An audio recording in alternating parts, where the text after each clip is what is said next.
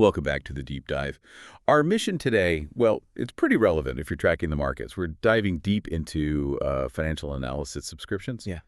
It feels like everyone, every guru, every firm, they're all pushing some pricey membership. They really are. It's subscription overload out there. So we're going to try and cut through some of that noise today. We're looking at two really different platforms, platforms that honestly couldn't be much further apart. That's right. It's a real study in contrasts.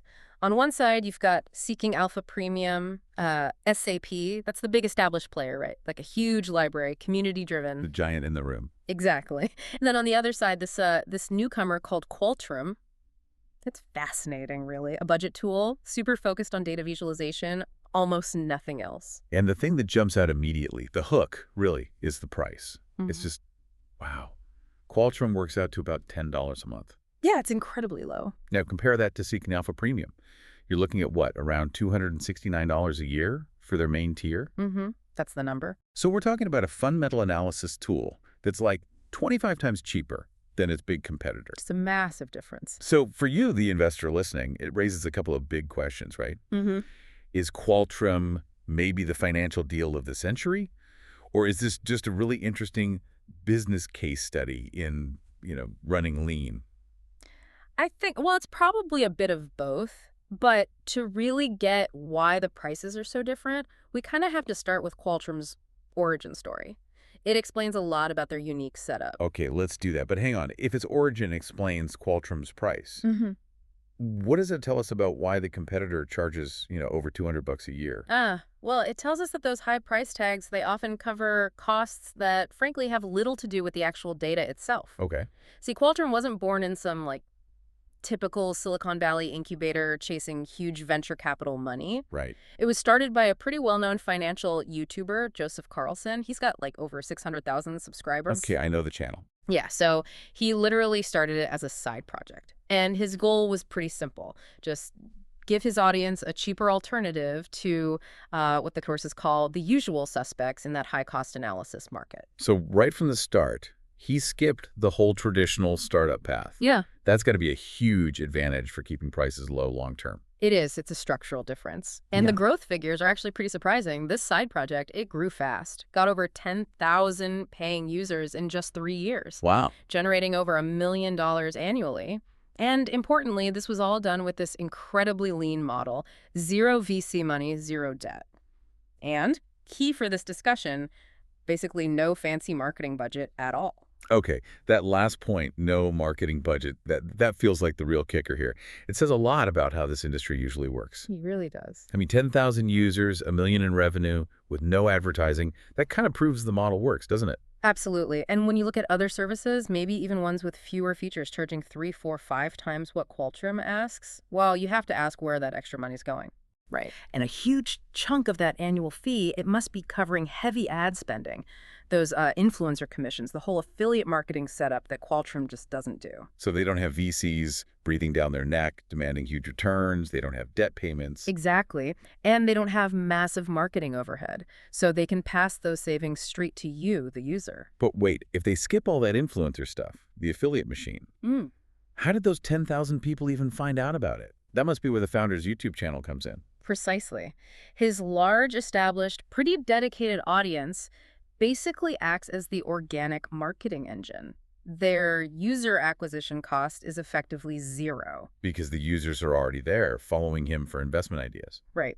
So it creates this situation where your choice as a user isn't just about features, it's kind of philosophical.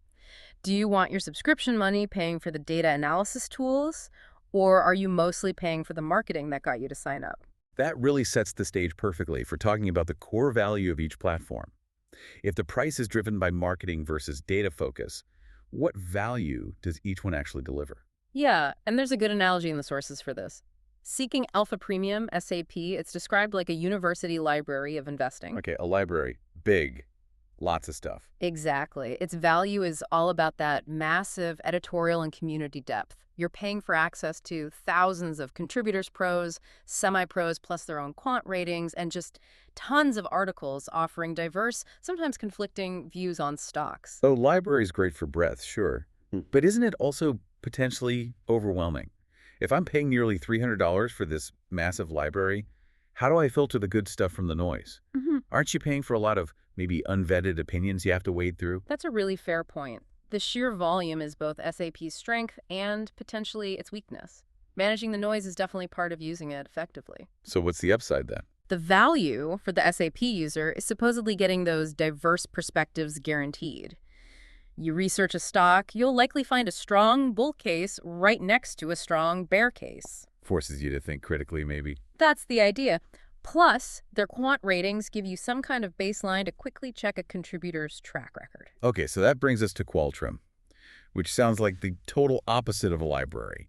It's described more like, what was it, a really well-organized spreadsheet with personality? Yeah, I like that description. It fits. Because its value is purely analytical. It's built for the fundamental analysis type, the person who wants clean data visualization without editorial spin, without bias, without clickbait headlines. They're not trying to give you an opinion, just the tools to form your own. Exactly. Making complex company fundamentals easy to grasp quickly. So let's get specific.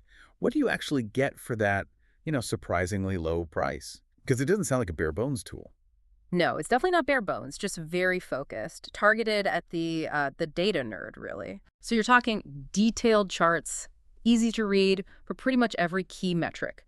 Things like revenue broken down by segment over time, or visualizing free cash flow versus stock-based compensation side by side. Stuff that fundamental analysts actually care about, yeah. Deep metrics. And beyond just charts, they've added efficiency tools like AI summaries of earnings calls, which is a huge time saver. Oh, instead of listening to a 2-hour call. Right, you get the highlights. Yeah. And they have an advanced earnings calendar you can customize. They also tackle valuation, right? It's always tricky. They do. They offer a discounted cash flow calculator, DCF tool, but it's designed specifically not to require, like, a finance PhD to use it. Trying to make a powerful tool more accessible for the average investor. That seems to be the goal. And for income investors, dividend tracking is a big feature. Not just past dividends, but advanced tracking with month-by-month projections. So you can visualize your future income stream.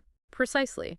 And it also has portfolio tools, flagging things like diversification issues. It's really a clean machine built just to serve up the numbers. And that focus on clean data, it also highlights what Qualtrim isn't trying to do, which is almost as important. Good point. It's not trying to be a social network. You won't find, as the source put it, a comment section full of people arguing about Tesla under a gross margin chart. No comment wars. Right. Its strength is supposedly giving you the numbers without the noise, keeping your focus on metrics, not the surrounding drama. And that clear distinction, data focus versus community focus, noise versus no noise, makes it pretty easy to figure out who each platform is actually for.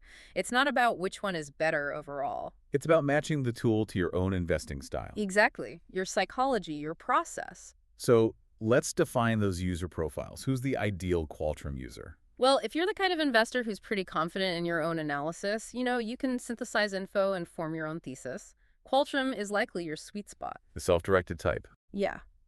It's perfect for dividend investors, fundamental analysis fans. Basically, anyone who feels they don't need 17 opinions on every stock to make a decision.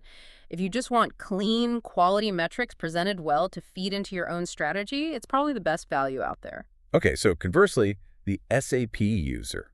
That's someone who actively wants that broad coverage, maybe seeks external validation, enjoys digging through different research angles. Right. SAP becomes almost necessary if you feel you need those diverse perspectives and deep research articles.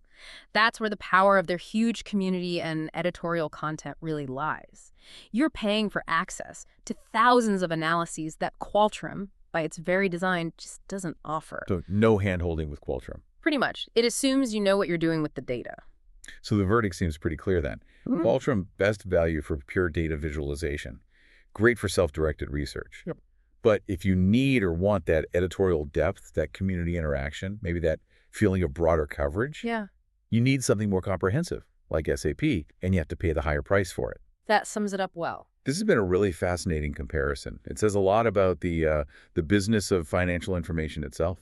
It really does. And I think the key takeaway for you listening is just realizing that choice between a $10 data tool and a $269 community editorial platform, it really comes down to what you prioritize, clean analytics or broad perspectives. Neither is inherently wrong. Not at all. Both models clearly work, but they serve very different needs, both analytical and maybe even psychological needs in the market. And that brings us back to that final provocative thought, sparked by Qualtrim's lean model. They proved you can build $1 million business in this space without huge marketing budgets, without VC demands, while delivering crazy value. Yeah, and it forces you to ask that essential question about all those other expensive subscriptions you might be paying for. Right. Does Qualtrim's success suggest that maybe the high cost of many other tools is driven less by the actual cost of the data Hmm. and more by the need to pay for aggressive affiliate deals, big marketing campaigns, maybe servicing debt or keeping VCs happy? It definitely makes you think. Critically question the price structure of where you get your financial info. When you hit subscribe, what are you really paying for? Is it top-tier analysis, or is a big chunk just funding the ads that got you there? The cost of the sizzle versus the steak, as they say. Something to mull over. Thanks for joining us for this deep dive. We'll catch you next time.